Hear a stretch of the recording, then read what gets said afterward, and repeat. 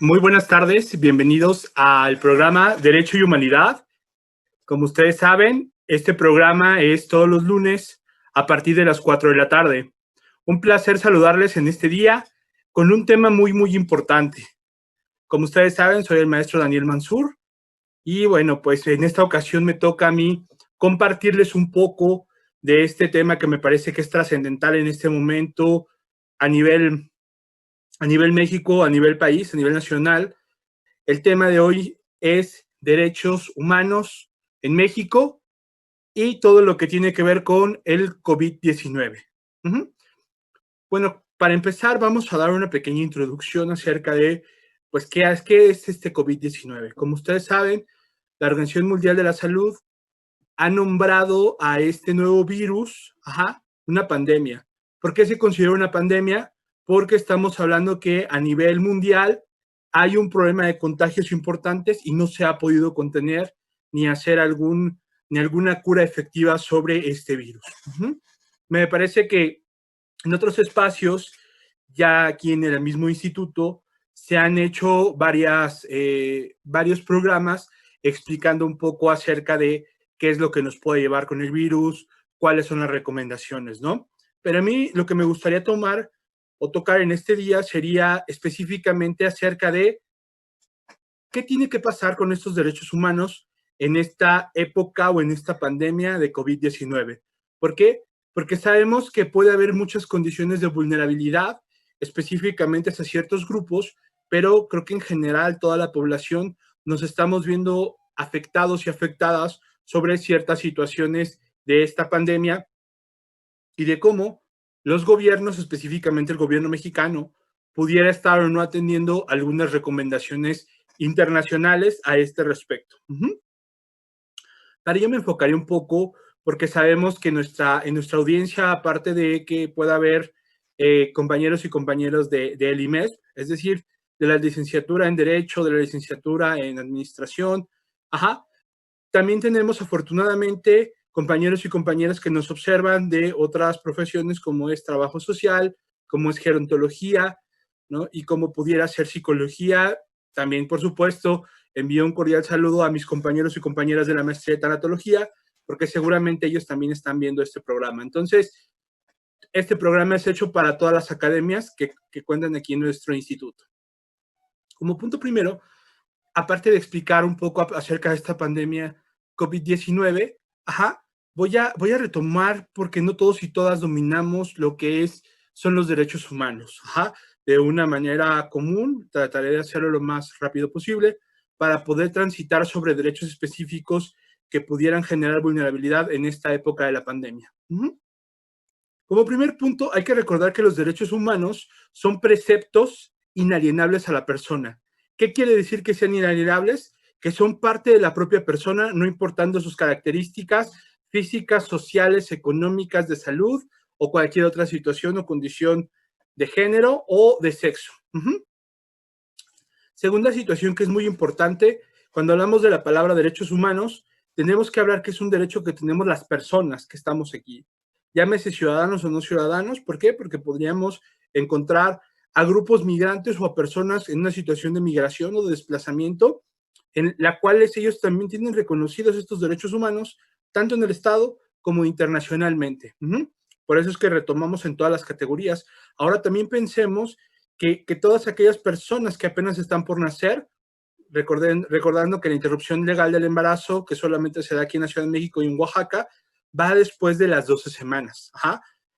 Digamos que después de la 12ª semana se va a proteger el producto que está, pues lógicamente, en el vientre de una mujer, y desde ahí va a tener esa protección del Estado mexicano a través de sus derechos humanos.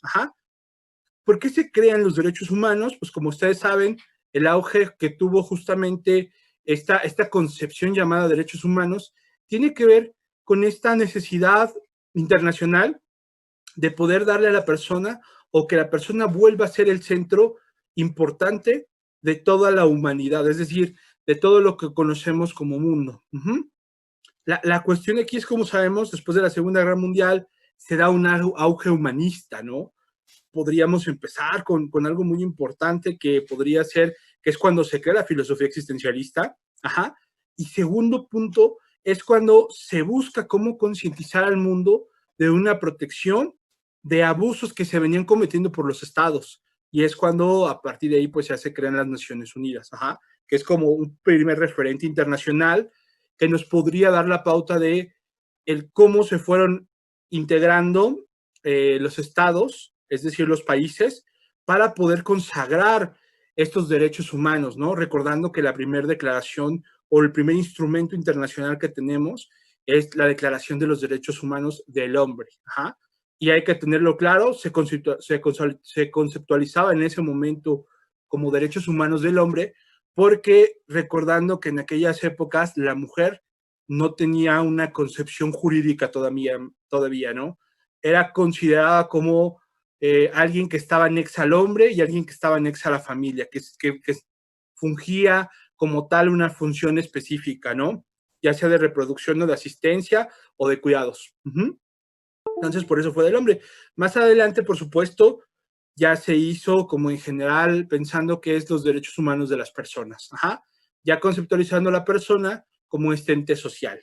Uh-huh. ¿Con qué fin se crean los derechos humanos? Repito, con el fin de disminuir la estructura de poder del Estado, ajá, de limitar ese gran poder que tenía el Estado, porque había muchas vulnerabilizaciones a, en general, ciertos grupos poblacionales, ¿no? Creo que nos queda muestra a nivel histórico de las grandes situaciones que se presentaron a nivel mundial. Tenemos muy claramente pues toda la parte de genocidios en Alemania en contra de un grupo específico religioso.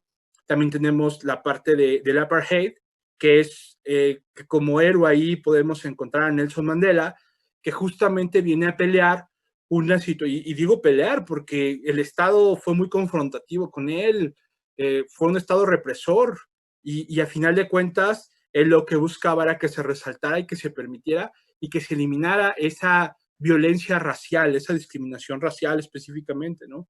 Hacia la clase afroamericana, podríamos decir, o afroeuropea en ese punto, o que justamente los demás continentes, en ese sentido de superioridad que se tenían, pensaban que justamente ellos podrían ser retomados como una situación de esclavos, ¿no? Porque la cultura era pues mucho menor en aquellos países asiáticos y africanos, ¿no? Entonces, creo que parte de eso lo hemos conocido a lo largo de la historia del mundo y justamente es cuando a partir de la Segunda Guerra Mundial pues se dan cuenta de que las pérdidas es hacia ambos lados, ¿no? O sea, nadie gana. Entonces, justamente por eso nace este concepto de derechos humanos, nace la declaración y de ahí vienen y surgen muchos instrumentos internacionales, ¿no? Que seguramente lo vemos en muchas materias, afortunadamente en la Academia de Derecho y en las academias también, pues que son anexas como trabajo social y como gerontología.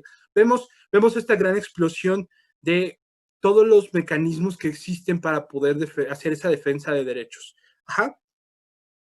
Repito, es una forma de decirle al Estado, no puedes rebasar este límite y por el contrario, tienes que respetar justamente estos derechos que son impuestos desde el nivel internacional hasta aterrizarlos a nivel nacional.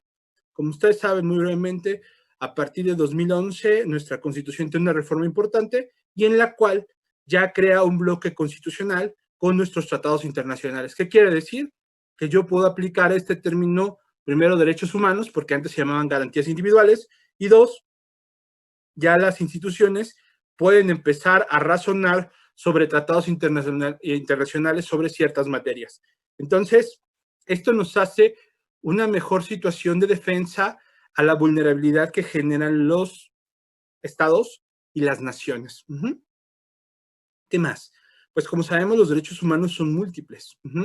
Los derechos humanos atañen a todos los aspectos de la vida de la persona. Ajá.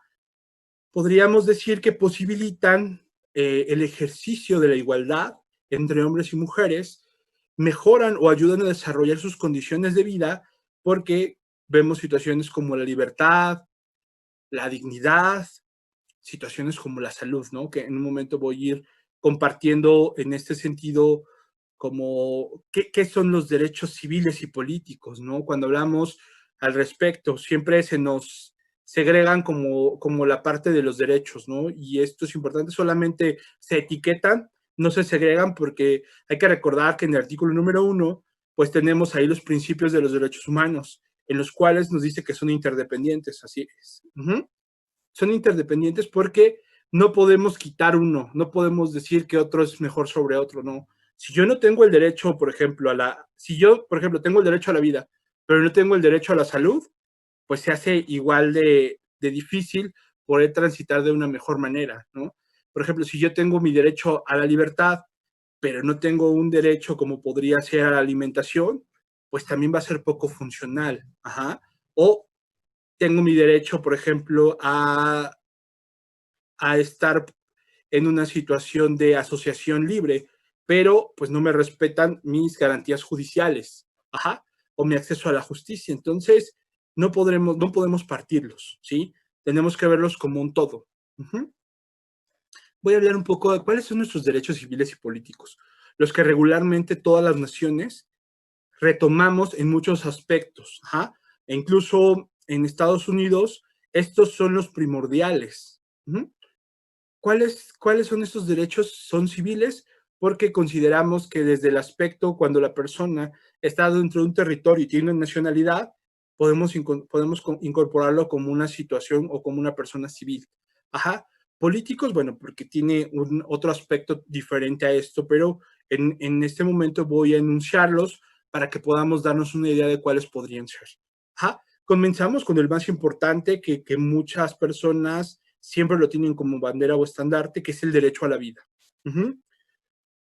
Para los tanatólogos, específicamente, nosotros pensamos que el derecho a la vida es totalmente correcto y siempre tiene que estar, pero también pensamos que hay un momento donde ya no se tiene una parte de integralidad de vida, ¿no?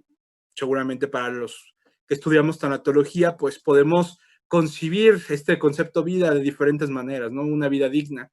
La retomaremos de diferentes cosas, pero nosotros entramos ahí un debate con este concepto. El derecho a no sufrir torturas o tratos crueles, ¿no? Hablamos que si yo estoy, primero, me están deteniendo por alguna situación en particular, llámese una infracción, llámese un delito, pues la autoridad, principalmente las instituciones, no tienen por qué generar algún tipo de tortura o un maltrato o un trato degradante. Ajá. Esto también podemos verlo en los trabajos, ¿no? Es decir, en materia laboral también podríamos retomar alguna de esas situaciones, pero específicamente en este momento lo voy a retomar hacia las instituciones de seguridad pública. Uh-huh. Tenemos derecho a no ser sometidos a trabajos forzosos. Mucha gente en este momento de la pandemia dice que si las enfermeras y los médicos en este momento están retomando una especie de trabajo forzoso, ¿no? Por supuesto que no. Las instituciones médicas determinan que es su trabajo, que podrían o no realizarlo y adecuan las condiciones de la mejor manera. Ajá. Sabemos que, pues bueno, desafortunadamente ahorita están con un importante desabasto de las utilidades que ellos requieren para hacer esta atención, ¿no? La parte de cubrebocas, gel, algunas cuestiones, mascarillas, otras cuestiones, ¿no? Pero aquí es justamente donde a veces se retoma, ¿no? Ya veremos más adelante si nos da tiempo qué es lo que dice la Comisión Interamericana de Derechos Humanos, que hace recomendaciones a los estados latinoamericanos, ¿no? Como otra parte importante tenemos el derecho a la libertad de circulación. ¿Qué quiere decir? Que es como la libertad de tránsito, en pocas palabras. Uh-huh. Es decir, yo tengo derecho a acudir digamos, por el territorio nacional como yo quiera, como yo lo decida. Este concepto también en este momento está restringido en cierto punto, más adelante lo comentaré. El derecho a la vida privada, esto tiene que ver mucho con mi información específica, es decir, que no se conozcan algunas situaciones que yo no deseo que se conozcan de mi vida, ¿no? Y que pueden ser protegidas mediante la ley de acceso a los datos personales. Uh-huh. Tenemos también, y hay que recordarlo, la libertad de pensamiento, es decir, yo puedo decir si yo soy un ateo, soy un agnóstico, lo puedo decir públicamente y me puedo referir como tal, así. La conciencia y la parte de la religión, ajá, es decir, pensamientos religiosos. Yo puedo basar toda mi cuestión de creencias bajo un sistema religioso y nadie puede impedirlo, ¿no? Incluso nadie puede impedir el hecho que yo pueda acudir a estos cultos religiosos, claro. Hablamos en una situación fuera de la pandemia. Ajá. Dentro de la pandemia, sabemos que actualmente se están llevando estos cultos religiosos de manera virtual, ¿no? O de manera telefónica, ¿no? Ujú. También otro derecho muy importante de los derechos civiles y políticos son los de la libertad de opinión y la libertad de expresión. Ajá. Recordando que yo puedo opinar lo que yo decida, pero mucho cuidado, porque ese derecho a la libertad y a la expresión también podría haber afectado otros derechos. Ujú. Específicamente cuando hablamos de derechos que generan daños en la persona. Por ejemplo, si yo dijera que alguna persona tiene algún tipo de infección y que eso no le permitiría acceder a un trabajo, le quitaría un trabajo, ahí habría una afectación. ¿Sí? Muy bien. Vamos a regresar, vamos a ir a un corte comercial, vamos a regresar rápidamente a este programa Derecho y Humanidad. Regresamos en un momento para seguir comentando estos temas.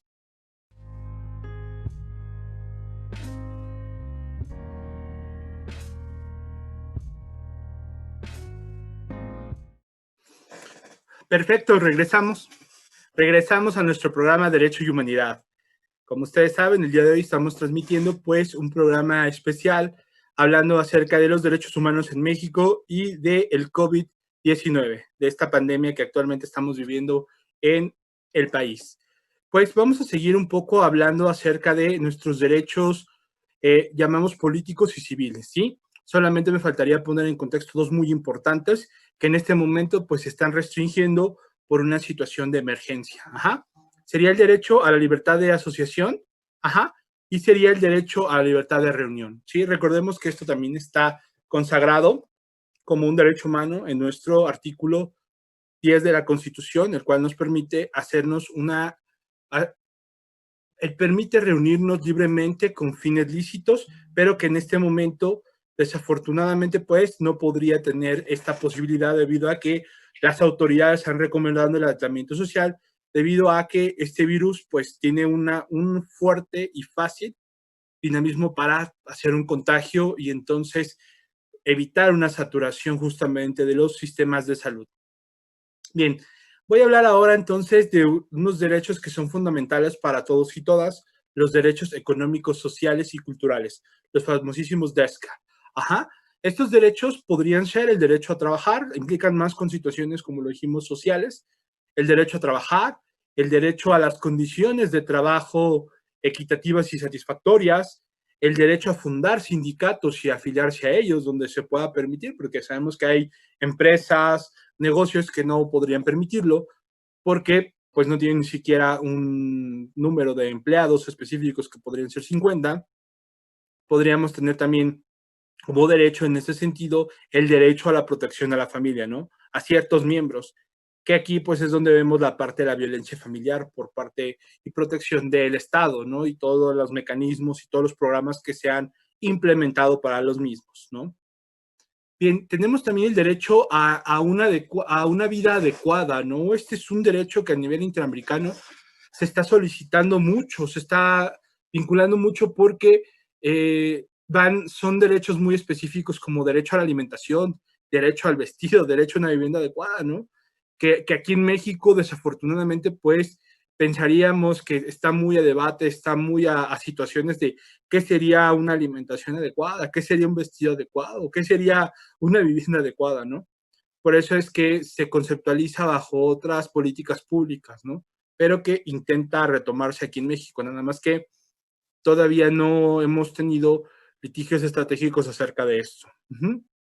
El derecho a la salud, en este momento, pues es el más trascendental posiblemente de todos los derechos, junto con el derecho a la vida, porque como ustedes saben, el yo estar afectado con una parte de virus, y pues lógicamente retoma una violación a mi derecho a la salud, y entonces lo que tendría que hacer es acudir con el Estado, acudir a un hospital, a un centro médico, a un doctor, y entonces poder generar ese derecho a la salud, ¿no? Es decir, que me den un tratamiento, que me aporten elementos para que yo pueda restablecerla, ¿no? Y ahí hablamos como de los respiradores, de medicamentos, de antivirales, no sé, algunas cuestiones. Sabemos que no hay cura para este virus, pero sí sabemos que hay condiciones que pueden ayudar a favorecer, ¿no? Y el Estado de alguna manera tendría que tener esas condiciones para poder ayudar a mejorar mis condiciones de salud hasta llevarme a restablecerlas, ¿no? el derecho a la educación, este derecho que es tan trastrocado en estos momentos, ¿no? Sabemos que las instituciones particulares como la nuestra, pues estamos retomando una situación de clases virtuales, de alguna manera ha sido funcional, pero pensemos pensemos que en otras instituciones públicas, pensemos que en otros tipos de condiciones como pobreza extrema o pobreza solamente, podría generar gran dificultad el poder tener clases en línea, ¿no? Como podría ser alumnos y alumnas de primaria, de secundaria, ¿no? Quienes se les está solicitando ingresen a una plataforma, tengan acceso a través de el canal 11 a ver qué tareas les dejan, qué ejercicios hay, qué clases están dando, pero pensando en que todas las personas pudieran tener acceso a una televisión, pensando que todas las personas pudieran tener acceso a Internet, acceso a una computadora, ¿no? Desafortunadamente nos han enseñado en nuestro país que la mayoría de gente está viviendo una situación donde no puede conseguir el acceso a su educación en este momento. ¿Por qué? Porque no cuenta con una tele, porque no cuenta con Internet, mucho menos con una computadora, ¿no? Están en ese día a día buscando cómo subsistir en este momento, porque también a lo mejor son personas que viven de un negocio y que en este momento no cuentan pues con el dinero para hacer las compras de una cuestión, cuentan con el dinero para subsistir. Y eso pues también generando mecanismos sociales de apoyo. Bajo esta situación es que nosotros podíamos ver el derecho a la educación vulnerabilizado en escuelas lógicamente públicas, ¿no? Bajo lo comentado hace un momento. Tenemos otra esfera que se llaman los derechos colectivos. Estos derechos colectivos nos hablan acerca de ciertos grupos vulnerabilizados, ajá, los cuales, por ejemplo, podrían ser las comunidades indígenas, ajá, quienes se les tiene que permitir este derecho a su libre autodeterminación, ajá, es decir, autogobernarse y a aplicar la justicia como ellos lo tienen retomado, ajá. Sabemos que cuando hay una violación grave de derechos humanos, se puede coartar ese derecho y entonces ya se trae al sistema convencional que nosotros conocemos, el ya establecido, donde el Ministerio Público tiene que interactuar, jueces y juezas y las instituciones que se dedican a la protección de derechos humanos. También, por ejemplo, tienen el libre uso de su riqueza y a sus recursos naturales, ¿no? Es decir, si ellos tienen alguna propiedad boscosa, podrían ellos elegir cómo poder, cómo poder acceder a algún crédito que, que les permita hacer un proyecto donde ellos salgan beneficiados como comunidad, ¿no? Hablamos lógicamente de situaciones agrarias, tejidos, cuestiones, ¿no? Que han hecho grandes cosas, ¿no? Pensemos que los grandes parques acuáticos del país, pues tienen que ver con esta situación, ¿no? Donde a lo mejor el Estado en algún momento intentaba quedarse con terrenos, pero a final de cuentas fueron defendidos y la propia comunidad decidió qué hacer con esos terrenos. Otro derecho muy importante que se tiene a partir de estos derechos colectivos es el derecho a la paz. Ajá. Es decir, a no generar guerras, a no generar destrucción, a no generar, lógicamente, toda la parte de muertes masivas, ¿no? Ese derecho a la paz también se está desarrollando a través de una cultura de la paz, ¿no? Que hemos desarrollado desde el sexenio pasado y que va a ser una visión que vamos a ir trabajando a futuro. Ajá. Es decir, cómo poder resolver conflictos de una manera no violenta, cómo poder generar acuerdos o soluciones desde la situación de racionalidad o de otros medios, ¿no? Es difícil en un contexto así porque la mayoría de personas están acostumbrados siempre a la violencia, pero justamente intenta, ¿no? Por eso en este sexenio pues está justamente un programa muy importante que se llama Juntos por la Paz, ¿no? Porque por ahí busca enfocar este tipo de derechos colectivos. Un derecho a un medio ambiente saludable, habla de muchísimos aspectos, contaminación, la creación pues de más colectividades de árboles, de espacios verdes, de evitar las cuestiones como entre sí transgénicas, pero también más orgánicas.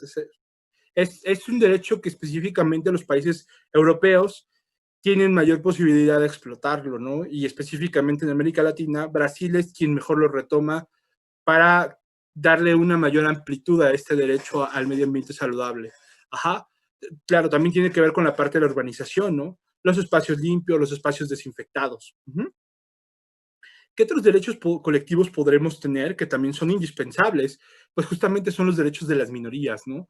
Hablamos de personas extranjeras, hablamos de grupos étnicos, hablamos de grupos religiosos, hablamos de cualquier persona, por ejemplo, grupos LGTBIQ, hablamos de adultos y adultas mayores. Ajá, tendríamos que hablar, esos son los derechos de las minorías, es decir, que no son mayoría en un país, pero que también tiene que hacerse una defensa enérgica a condiciones específicas para ellos y ellas.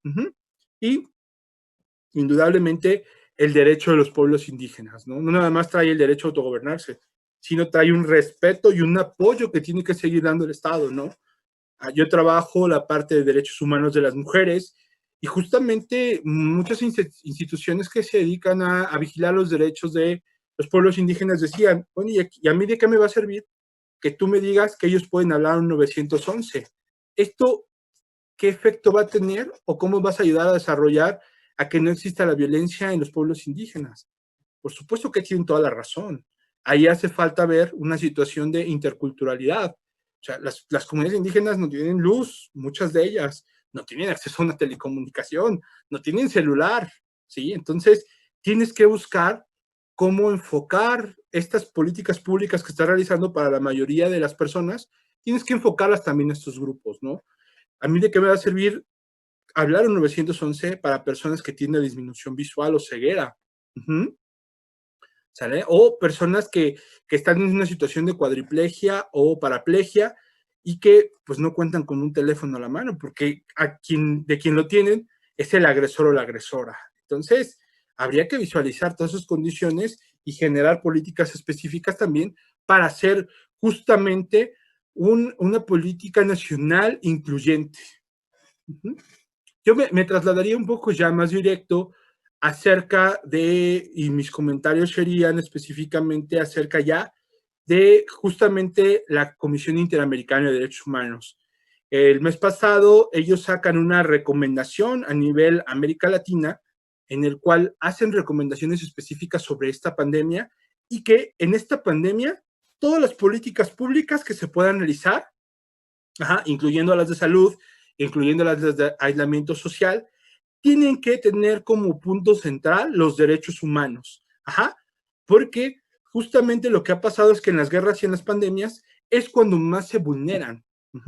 Pero afortunadamente, como estamos en una época de transición donde la parte de las tecnologías de la información se han desarrollado de mejor manera, tenemos más acceso a las instituciones públicas donde hay una protección a derechos humanos, tenemos la parte donde la propia sociedad a través de las redes sociales genera mecanismos de alarma social que efectivamente ponen en el huracán muchas situaciones y que a final de cuentas obligan a algunas instituciones a hacer algo, obligan al propio gobierno a realizar acciones específicas, ¿no? Podemos tener pues los ejemplos, como lo hemos visto, cuando en las noticias dice alguien qué está pasando con el hospital tal que no me está permitiendo el acceso a mi consulta médica. Y entonces, de tanta alarma social que se hace, es decir, de tanto que se publica en medios de comunicación, en redes sociales, pues a final de cuentas la persona accede justamente a tener esa consulta que tiene derecho, accede a su derecho a la salud. Pero en este momento de la pandemia se centran justamente todos los enfoques sociales, todos los enfoques institucionales públicos a contener la pandemia. Pero no podemos olvidar que hay muchas cosas en su medio que pudieran estarle generando violación a otro tipo de personas u otro tipo de sociedades u otro tipo de comunidades. Mucho ojo, ¿sale? Pensamos todos y todas en cubrirnos, en tener un tapabocas, en tener gel en nuestras casas, en salir con cuidado, pero no podemos, no pensamos en la población en situación de calle, no pensamos en población que se encuentra en reclusión, no pensamos y no valoramos justamente la población indígena, no pensamos en qué podría pasar, por ejemplo, con los geriátricos, qué necesidades específicas podrían estar teniendo, porque ellos son los que principalmente, si nosotros y nosotras, como jóvenes, como adultos jóvenes, como adultos medios, nos estamos protegiendo y tenemos riesgos por ciertas condiciones de salud, pues pensemos en que esos adultos y adultas mayores necesitarían todavía una exigencia mayor de cuidados. Ajá. Y que entonces no nada más el Estado tiene que concentrarse en estar buscando cómo someter a la población para regresar a la casa, para que solamente vayan y se trasladen por víveres y regresen a casa, ¿no? Sino tiene que estar pensando en todos estos poblaciones vulnerabilizadas y tendría que estar ahí enfocando también esfuerzos específicos, cuidando y accediendo a los derechos que tenemos todos y todas. Uh-huh. Entonces, vamos a ir rápidamente a un corte y regresamos justamente para seguir hablando de este tema tan interesante. Gracias. Muy bien, regresamos a nuestro programa de Derecho y Humanidad. En este caso estamos hablando un poco acerca de los derechos humanos en México y todo lo que tenemos que ver con o acerca de la pandemia de COVID-19. Rápidamente vamos a pasar algunos saludos que nos están haciendo llegar y algunas preguntas. Agradezco a Leticia Barrios, perdón, muchos saludos, gracias. A Jonathan Maldonado también, muchas gracias, qué bueno que te esté gustando el tema. Alberto también, muchas gracias por estar viendo el programa, agradezco tus saludos. Liseta Osorio, excelente tema, pues qué bueno que te esté gustando y que por supuesto sea como muy, muy funcional. Como bien lo dices también, Jonathan, el ser humano es el peor enemigo del ser humano. Estoy de acuerdo contigo en muchas de las ocasiones. Igual, Valerie, gracias, saludos, Valeria, muchas gracias por estar viendo el programa.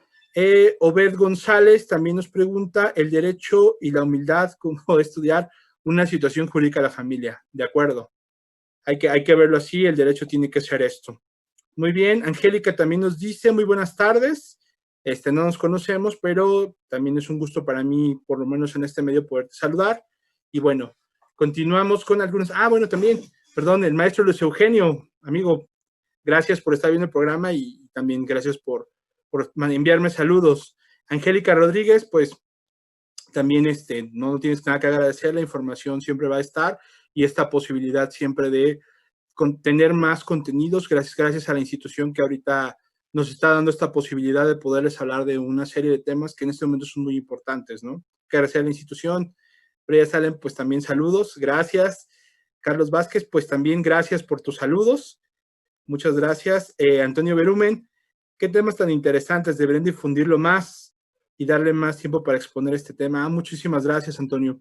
Pero bueno, de antemano sabemos que este es el tiempo y te agradezco mucho y pues ya he estado aquí como un poco más seguido en este programa, pero con muchísimo gusto, ¿no? Esperemos algún día encontrarnos en el aula. Entonces, ahí podremos tener mucho más tiempo.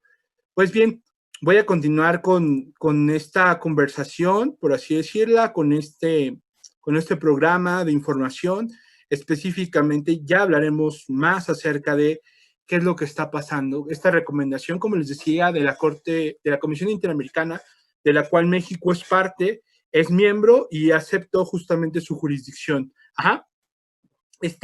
Esta comisión le hace una recomendación a todos los países latinoamericanos, como se los decía, específicamente es la 01-2020, y nos habla acerca de cómo los derechos humanos tienen que estar en el centro de la pandemia, de la pandemia COVID-19. Específicamente retoma la parte de importancia en el personal médico, en cómo va a tener, pues lógicamente, si no son cuidados, impactos importantes, medianos y a largo plazo, y que no nada más va a ser para ellos y ellas, sino va a ser también para toda la sociedad en general, si no hay condiciones adecuadas o si no hay políticas públicas adecuadas. ¿Qué quiere decir? Estamos hablando de que las medidas que se puedan dar de emergencia en cada país tienen que ser de contención frente a la pandemia, no tienen que ser de abusos o de restricciones que trasciendan más allá de si estoy cuidando un derecho a la salud. Entonces, como yo te estoy cuidando, como yo te pido que vayas a casa y como no lo estés haciendo, haya una situación mayor y entonces ese derecho a la salud que estás tratando de proteger vulnere más al derecho a la vida. Entonces, la Comisión Interamericana le pide a México que tenga mucho cuidado con ese tipo de cosas, que no se pueden presentar ese tipo de abusos, ¿no? le pide que justamente aterrice programas interseccionales, ajá, que no nada más enfoque a la población como si fuéramos una masa total con mismas necesidades, mismas situaciones económicas, mismas situaciones de acceso a los centros de salud, al acceso a la justicia, acceso a la parte económica, acceso a los programas sociales, ¿no?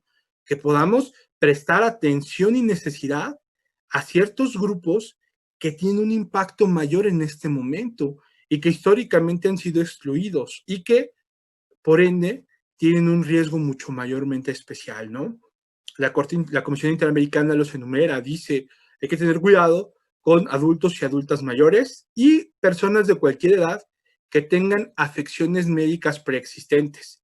Es por eso que cuando empezó el Quédate en casa, cuando empezó este programa de prevención y atención justamente a la pandemia por parte del gobierno federal, una de las cuestiones que dijeron es, todos los adultos y adultas mayores que se encuentran en el espacio público laborando tienen que ser remitidos a casa.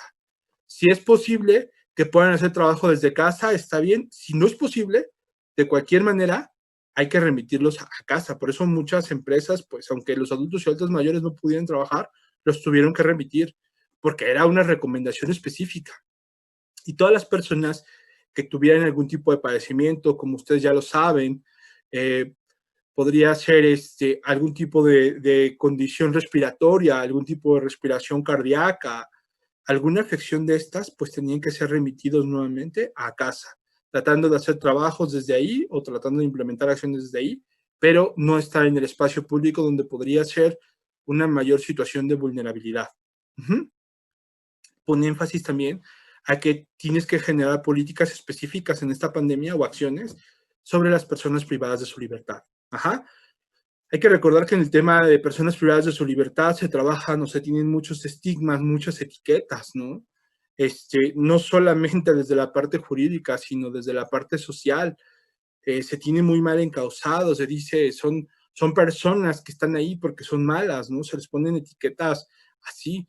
Y bueno, el hecho de que estén privadas de su libertad, hay muchas que todavía no son sancionadas con una sentencia condenatoria. Y hay otras que están sancionadas con una sentencia condenatoria, pero que a pesar de ello, la ley y los derechos humanos siempre van a catalogar que el único derecho que ellos pierden es los derechos políticos y algunos derechos civiles. Ajá. Pero el derecho a la salud, el derecho justamente a enfocar programas culturales de educación, el derecho a la vida, tienen que estar prevaleciéndose a cada momento en estas personas, ¿no? Y ahorita en la pandemia mucha gente dijo, ¿por qué llevan recursos a los reclusorios cuando los que estamos aquí afuera y si nos portamos bien, no nos los dan? Tienen nuestros mismos derechos, ¿no? De hecho, los únicos dos derechos que son restringidos es los derechos políticos, el derecho a votar y a ser votados, y los derechos civiles como son justamente el que ellos puedan trasladarse a algún otro lugar. Uh-huh. Quien también tiene que estar en esta protección específica, las mujeres. Uh-huh. Las mujeres, no por ser mujeres, son débiles, no, sino específicamente porque ellas pudieran cumplir una función de cuidadoras. Uh-huh. Y en ese sentido, estar en un espacio público, muchas de ellas, implicaría llevar justamente esta parte del virus a sus familias, específicamente a sus hijos e hijas, pudiera establecerse por ahí alguna situación de mayor riesgo en muchas de las ocasiones, y pudieran ser madres solteras específicamente o jefas de familia y en las cuales no tuviera alguien la posibilidad de cuidarlas y justamente ahí estaría un mayor riesgo posible, porque entonces, como las escuelas no están funcionando en este momento en un sentido de cuidados, pues entonces es que ellas tienen que tomar esa decisión de que, o bueno, más bien no tienen que tomar esa decisión, tienen que verse en un conflicto social, porque entonces tienen que buscar quién pueda cuidar a sus hijos e hijas o tal vez renunciar a sus trabajos. Y justamente por eso la Comisión Interamericana dice, ojo, tienes que dar esas posibilidades, mecanismos laborales, mecanismos jurídicos o mecanismos institucionales desde el gobierno para que ellas puedan retomar y tener esa labor tan importante, a lo mejor de los cuidados, o a lo mejor cuidar a una persona enferma específicamente a la familia, y tienes que brindarle esos mecanismos, esas oportunidades, ¿no? Específicamente las mujeres, justamente en una situación de embarazo, pues son las primeras que tienen la protección. Son las primeras que no pueden estar en esos momentos en centros de trabajo, ¿no? Y específicamente si lo hay, tenemos los mecanismos legales para poder justamente hacer valer esa defensa de derechos. Importante. También la Comisión Interamericana les dice a los gobiernos, oye, ¿y la población indígena qué vas a hacer con ella? ¿Cómo vas a establecer y cómo les vas a dar ese derecho a la salud? ¿Cómo vas a permitirles que ellas puedan estar o que ellos puedan estar con esa misma protección que le damos a todas las personas? Y entonces, justamente están empezando a implementar la viabilidad de empezar a hablar del tema en sus lenguas, de empezar a saber qué está pasando con esta pandemia, ¿no? Ahí mucho está influyendo y está ayudando ahorita el Instituto Nacional de Lenguas Indígenas, el propio INPI, que es el Instituto de los Pueblos Indígenas. O sea, todos ellos están impactando en este momento, afortunadamente, de una manera muy positiva, ¿no? Personas en situación de movilidad. Personas en situación de movilidad, hay que recordar que son personas que han sido desplazadas de sus países por alguna situación, llámese cuestiones económicas, llámese cuestiones de inseguridad, llámese de violencia institucional, y justamente tienen que estar en otro lugar, en otro estado, en otro país. Estas personas justamente están en estaciones migratorias, o muchos de ellos están en albergues de algunas asociaciones civiles u organizaciones religiosas. También se le solicita al Estado mexicano que implemente acciones específicas sobre, lógicamente, estos grupos. Que en las estancias migratorias también puede haber esta sana distancia, estas medidas para evitar contagios, esta atención médica adecuada. Que si van a tener alguna calidad específica en el país, que les puedan seguir ayudando a hacer esos trámites. Por eso, como ustedes saben, pues justamente el gobierno dijo, se van a ir la mayoría a casa, pero hay justamente dentro de las instituciones áreas donde no pueden tomar una situación de estar en casa, ¿no? Específicamente las áreas de derechos humanos no podemos estar en casa continuamente, ¿no? Tenemos que estar tal vez en guardias, pero estamos activas en otros niveles. Entonces, justamente estas áreas de trámites de migración están activas actualmente. ¿Qué otras personas se recomienda hacer un cuidado específico? Sería niños, niñas y adolescentes. En este tema en específico, pues se ha tratado de llevarlos al confinamiento para que ellos estén seguros y seguras. Bien, vamos a entrar a un nuevo corte comercial y regresamos en nuestro programa de Derecho y Humanidad, hablando de este tema de derechos humanos en México y el COVID. ¿Sí? Permítanme un momento, por favor. Ok. Me dicen que continuamos. ¿Es correcto? Ok. Permítanme.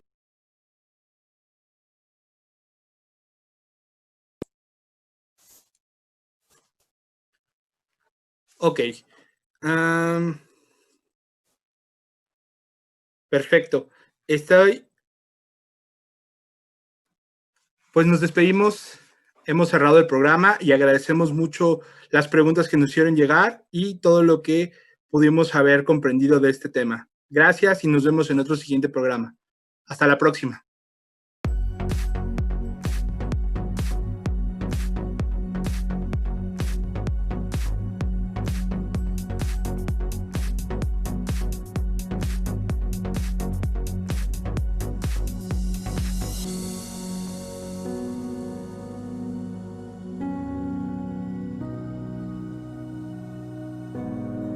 Déjanos tu opinión en la caja de comentarios. Si te gusta el contenido, dale like al video. Suscríbete y activa las notificaciones presionando la campana.